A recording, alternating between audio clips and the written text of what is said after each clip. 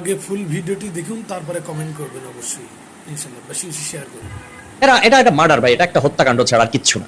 6 জন নবজাতকের চেয়ে কি হাসপাতালের বিদ্যুৎ সাশ্রয়টা বেশি হয়ে গেল? আসসালামু আলাইকুম। রাজধানী ঢাকার আদ্দিন হাসপাতালে 6 শিশুর মর্মান্তিক মৃত্যু হয়েছে, যাদের বয়স 1 থেকে 3 দিন। প্রত্যেকটা সন্তানের এখন পর্যন্ত নামকরণ করা হয়নি। তাদের মায়েদের নামে তাদের নামকরণ করা হয়, এভাবে চিহ্নিত করা হচ্ছে। ঈদের 2 দিন আগে এই শিশুগুলো মারা গেল। হয়তো তাদের জন্য ঈদের নতুন ড্রেসও কেনা হয়েছিল, কিন্তু সব থেকে বড় প্রশ্ন হচ্ছে, এরকম একটা নামী হসপিটালে একসাথে ব্যাক টু ব্যাক 6 জন শিশু একই ওয়ার্ডে কেন মৃত্যুবরণ করলো? এর প্রধান কারণ হচ্ছে হাসপাতালের অব্যবস্থাপনা। মাঝরাতে তাদের দাবি যে মাঝরাতে তারা এসি বন্ধ করে দিয়েছিল পেশেন্টের গার্ডিয়ানের অনুরোধে, কিন্তু এসি বন্ধ করে দিলে কি ঘটে সেটা তাদের মাথায় কাজ করেনি। তারা বলেছিল গ্যাস লিকেজ থেকে, এসি রুমে গ্যাস লিকেজ হয়েছে এ কারণে, কিন্তু এসি তো ভাই বন্ধ ছিল। ঘটনা কিভাবে ঘটছে আমি বলি, শোনেন ভালো করে।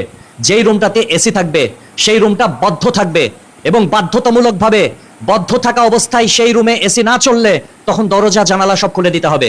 আদ্দিন হাসপাতাল সেটা করেনি। ভেন্টিলেটর সিস্টেম ছিল না, না থাকার কারণে ঘরের ভেতরে অক্সিজেন প্রবাহিত হয়নি, বাতাস প্রবাহিত হয়নি, কার্বন ডাই অক্সাইড বেড়ে গিয়েছিল, যার ফলশ্রুতিতে 6 জন নবজাতক, যাদের বয়স 1 থেকে 3 দিন, মারা গেল। চিন্তা করতে পেরেছেন কি হবে? 2 দিন হাউকাউ হবে। আগে ফুল ভিডিওটি দেখুন, তারপরে কমেন্ট করবেন অবশ্যই। ইনশাআল্লাহ বেশি বেশি শেয়ার করুন।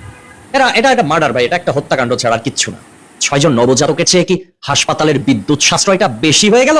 আসসালামু আলাইকুম। রাজধানী ঢাকার আদ্দিন হাসপাতালে 6 শিশুর মর্মান্তিক মৃত্যু হয়েছে, যাদের বয়স 1 থেকে 3 দিন। প্রত্যেকটা সন্তানের এখন পর্যন্ত নামকরণ করা হয়নি। তাদের মায়েদের নামে তাদের নামকরণ করা হয়, এভাবে চিহ্নিত করা হচ্ছে।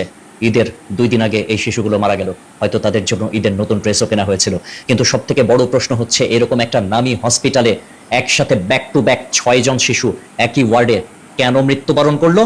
এর প্রধান কারণ হচ্ছে হাসপাতালের অব্যবস্থাপনা।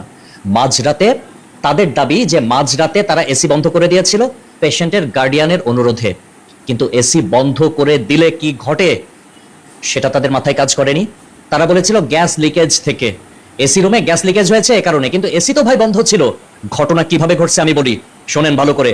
যেই রুমটাতে এসি থাকবে সেই রুমটা বদ্ধ থাকবে, এবং বাধ্যতামূলকভাবে বদ্ধ থাকা অবস্থায় সেই রুমে এসি না চললে তখন দরজা জানালা সব খুলে দিতে হবে।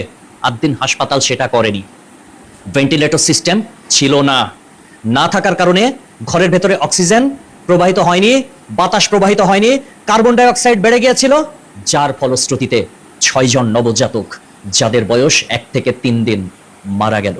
চিন্তা করতে পেরেছেন কি হবে? 2 দিন হাউকাউ হবে।